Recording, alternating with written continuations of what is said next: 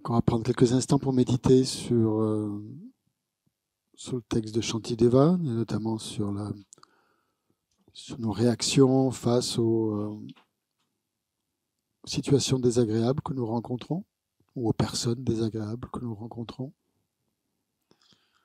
que nous avons tendance à qualifier d'ennemis. Donc ça, nous l'avons vu hier, cette méditation. On va aujourd'hui plus déjà commencer par s'intéresser à ce qui se passe dans notre esprit. Puisqu'en fait, le but de la pratique du Dharma, c'est essentiellement donc d'observer son esprit pour pouvoir le transformer.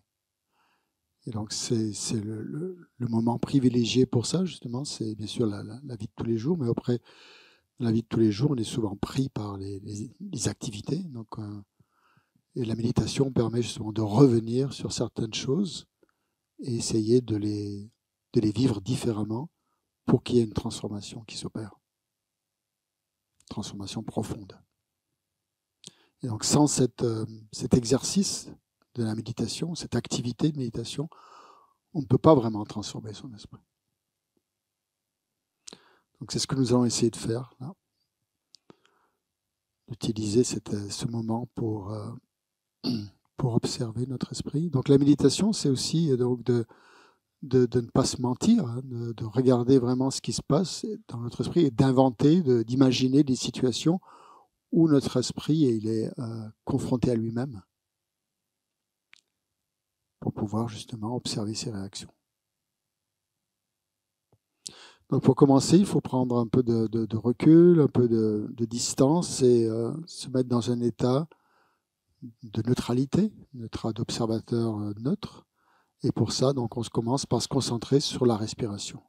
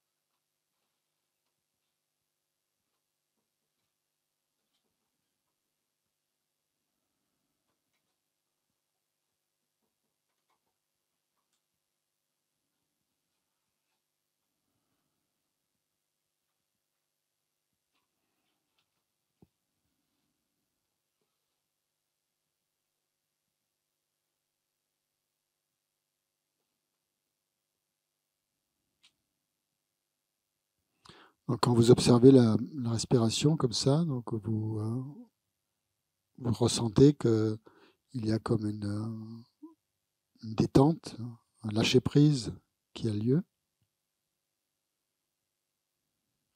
La respiration devient plus lente,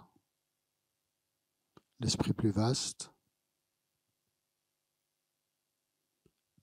Il faut quand même faire attention de ne pas s'endormir, de ne pas tomber dans une sorte de somnolence où on est bien sous sa couverture et où on ronronne.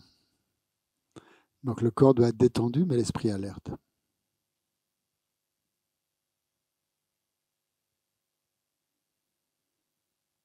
Donc c'est pour ça qu'il nous faut observer vraiment précisément la respiration, par exemple à l'endroit des narines ou au niveau de l'abdomen, de la poitrine, ou alors compter les respirations.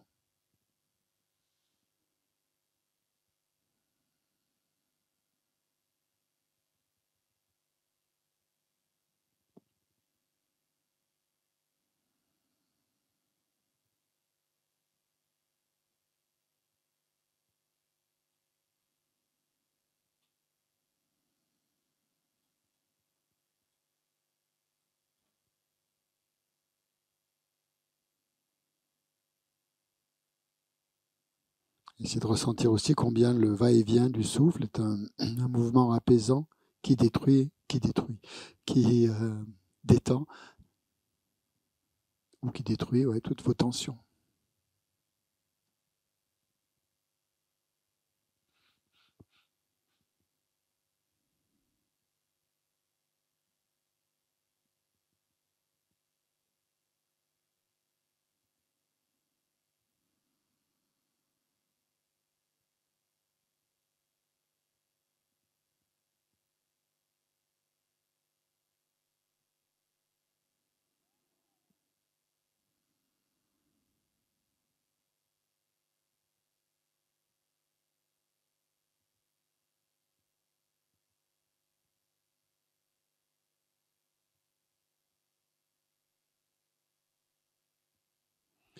Essayez d'oublier le moi, en fait, et de plutôt vous concentrer sur la multiplicité des composantes de votre corps, depuis les éléments grossiers jusqu'aux éléments les plus subtils.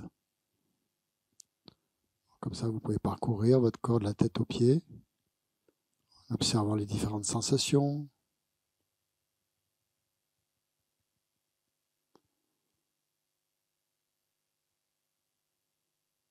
en ressentant donc qu'il n'y a pas un corps, mais qu'il y a de multiples corps, en fait, de multiples cellules, de multiples éléments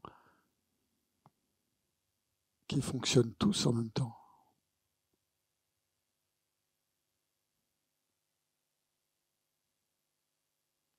Et que tout est interdépendant.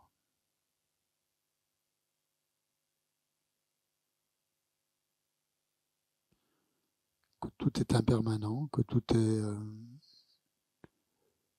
qu'il n'y a pas une unité, mais une multiplicité.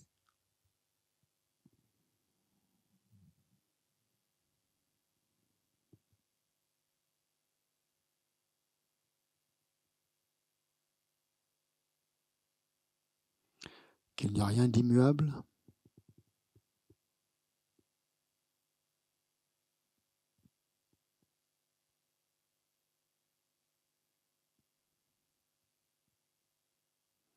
Que tout change à chaque instant dans le corps.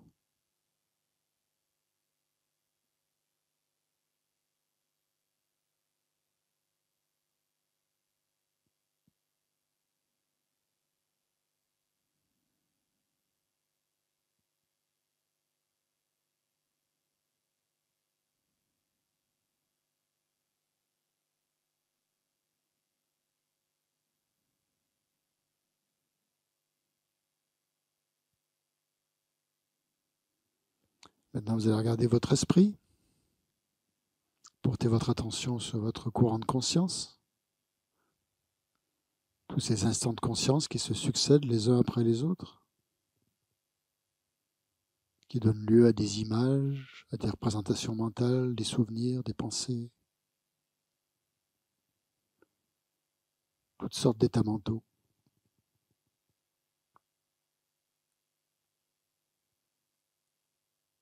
Donc pareil, il n'y a pas de principe unitaire, unique, permanent,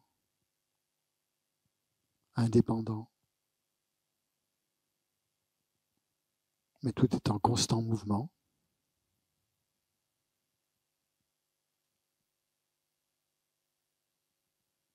Il n'y a rien d'immuable.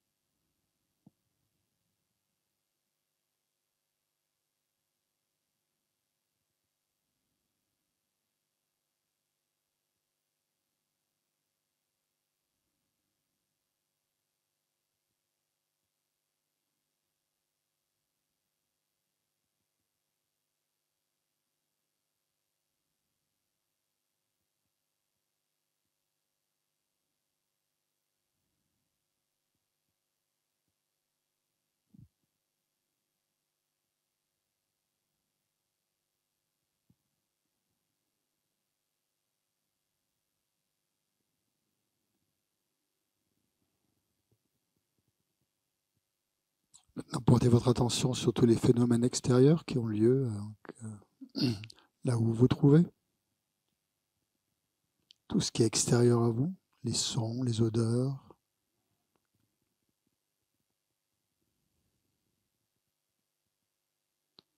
Et là, pareil, il n'y a pas de principe unitaire, créateur. Tout est interdépendant. Tout est impermanent. Essayez de ressentir ça au plus profond de vous.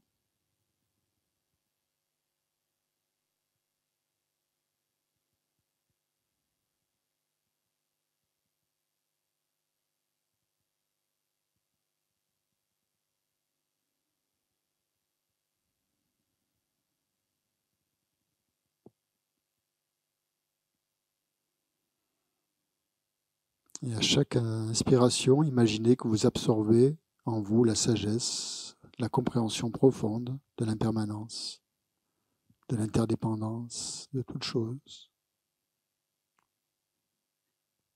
Et à chaque expiration, vous laissez aller les tensions, toutes les résistances, toutes les fixations.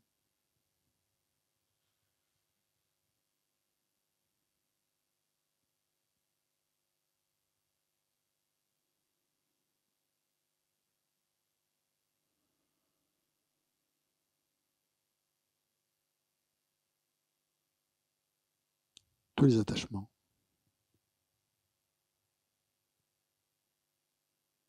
Et notamment l'attachement au je, au moi.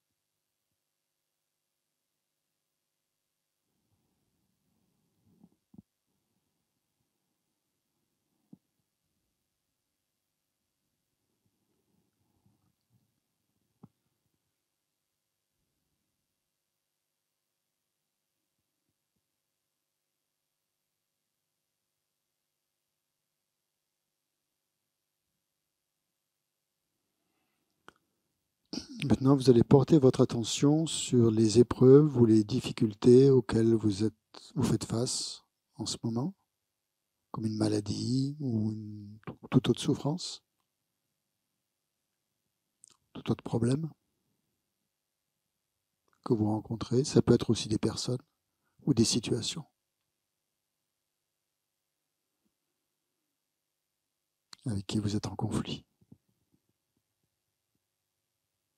ou pour lesquelles vous ressentez de l'animosité.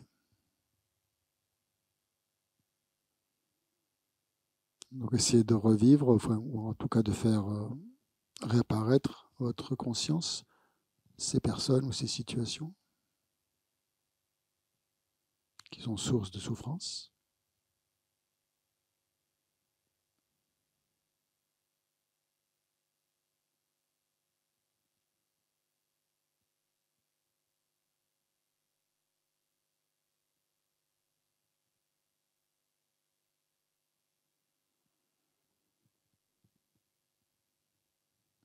Et observez bien vos réactions initiales à ces épreuves, à ces difficultés. Est-ce que vous ressentez peut-être de la colère, de la frustration, de l'incompréhension, la peur,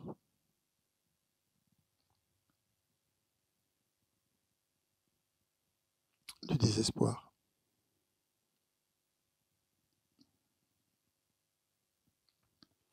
Et laissez vraiment ces émotions se manifester sans jugement, tout en les gardant à l'esprit.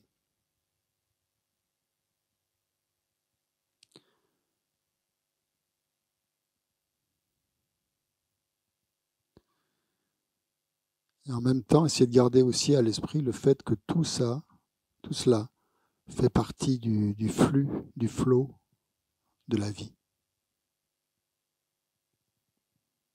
de l'interdépendance.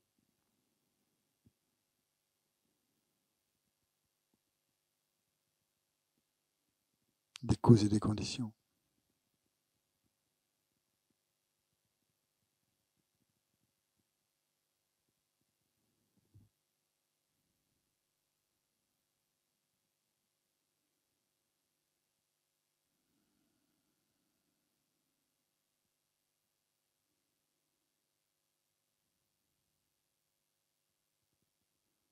Et vous pouvez vraiment les voir comme un flot, par exemple comme le flot d'une rivière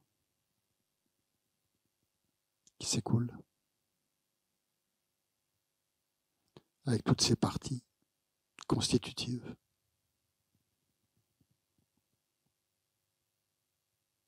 Ou comme des vagues qui émergent, qui se dissipe,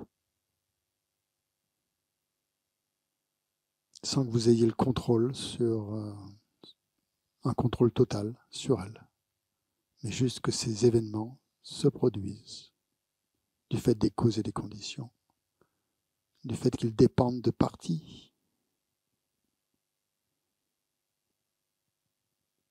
et aussi du fait qu'ils dépendent de votre perception, de votre désignation, de votre conceptualisation.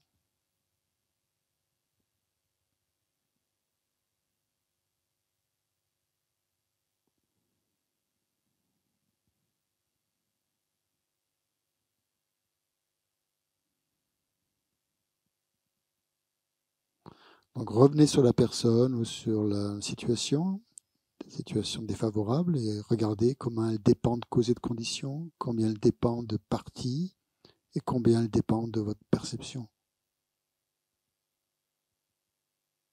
du moment.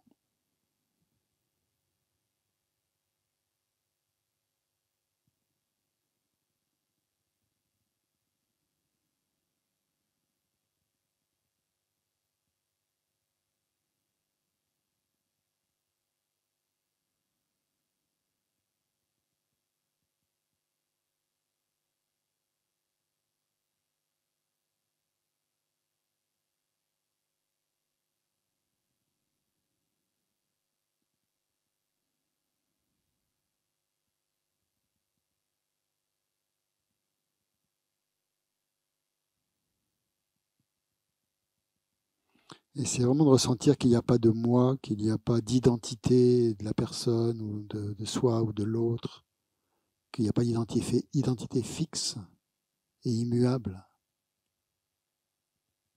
comme on pourrait le croire.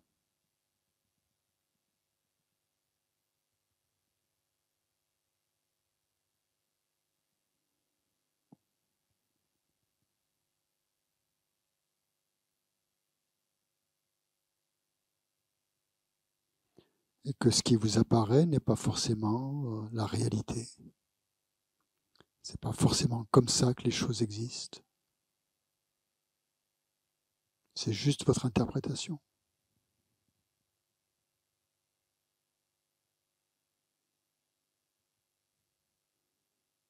Projetée par une conscience sous l'influence du karma,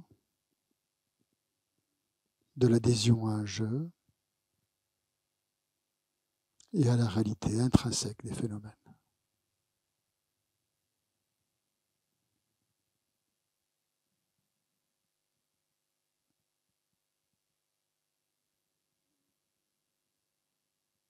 Et essayez de relâcher au plus possible ces fixations.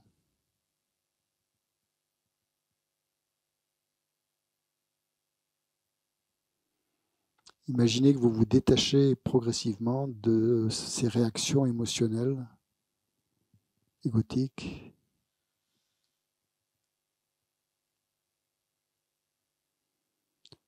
Vous lâchez prise.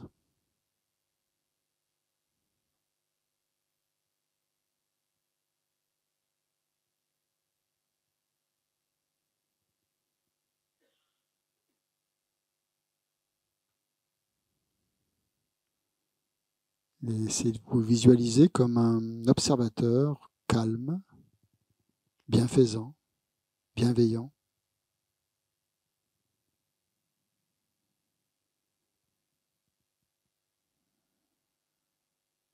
qui regarde donc toute cette souffrance créée inutilement.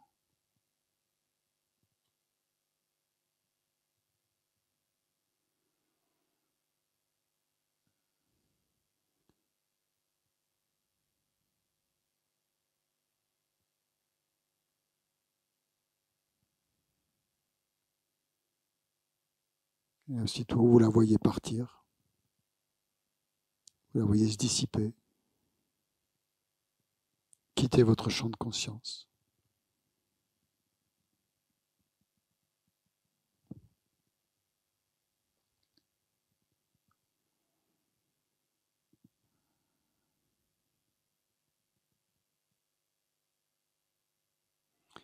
Essayez de ressentir aussi une profonde compassion envers vous-même,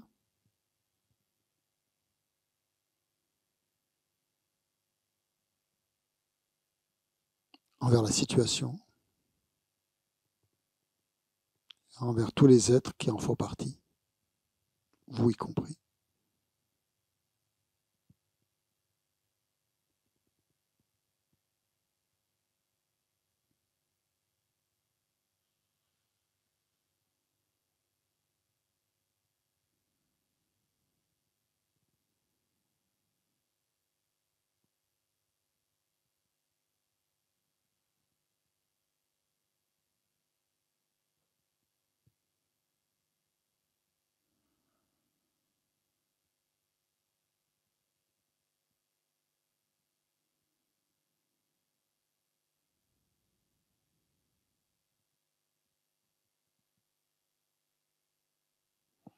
Et vous pouvez même aller plus loin et penser à tous les êtres dans le monde qui sont face à ce même genre de problème que vous.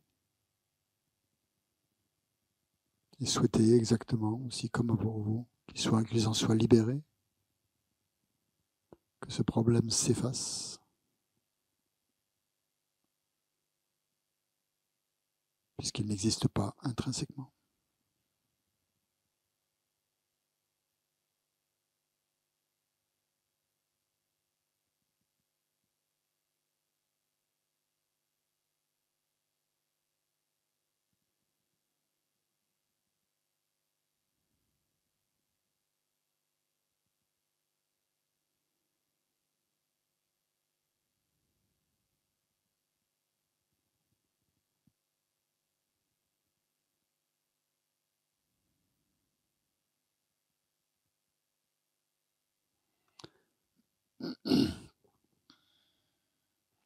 Et mentalement, vous pouvez vous répéter ou vous dire « Je suis conscient ou je suis consciente des épreuves de la vie.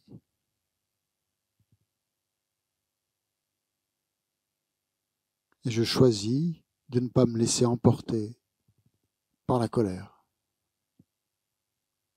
par la frustration. Et je cultive la compassion envers moi-même et envers tous les êtres qui souffrent. »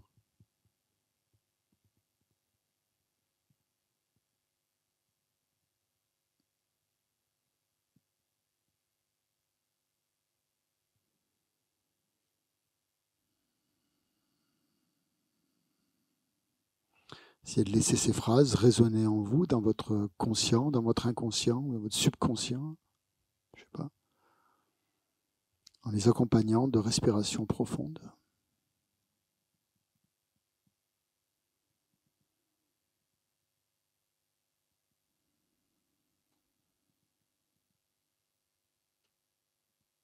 Et sentez-vous complètement apaisé.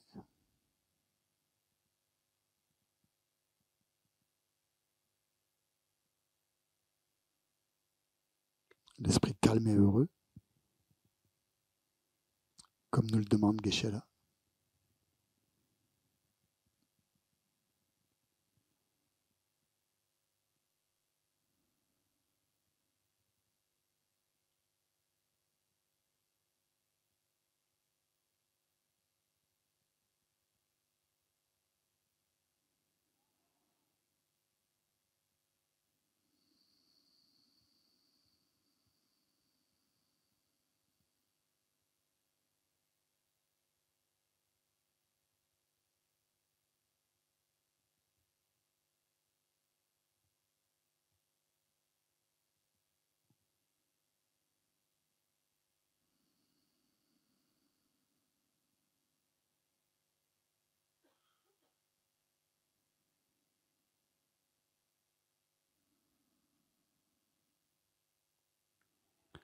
Sentez combien cette attitude de détachement et de compassion vous apporte un sentiment de paix, paix intérieure,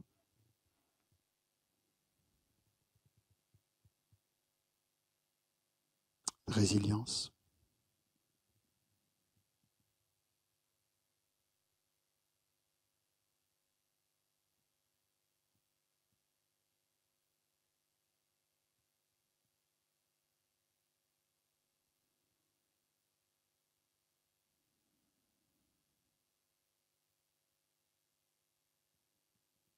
que votre esprit n'est pas troublé par quoi que ce soit.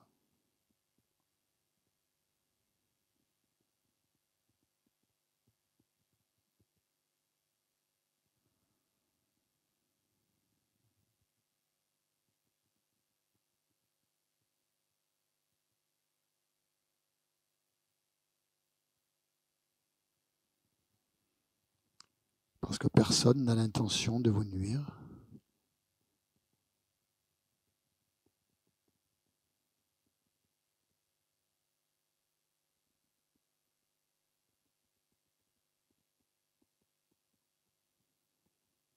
Et il n'y a personne qui peut vous nuire.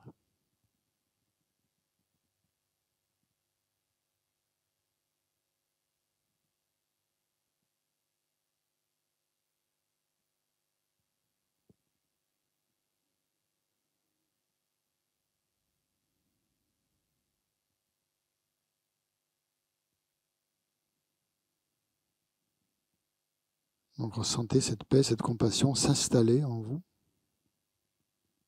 au plus profond de vous.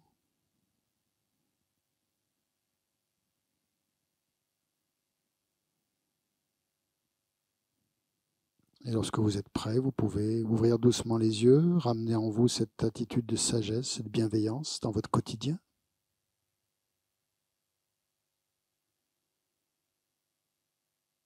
Et souvenez-vous que vous êtes capable de faire face aux épreuves avec calme, avec compassion, en acceptant les conditions de la vie telles qu'elles se présentent.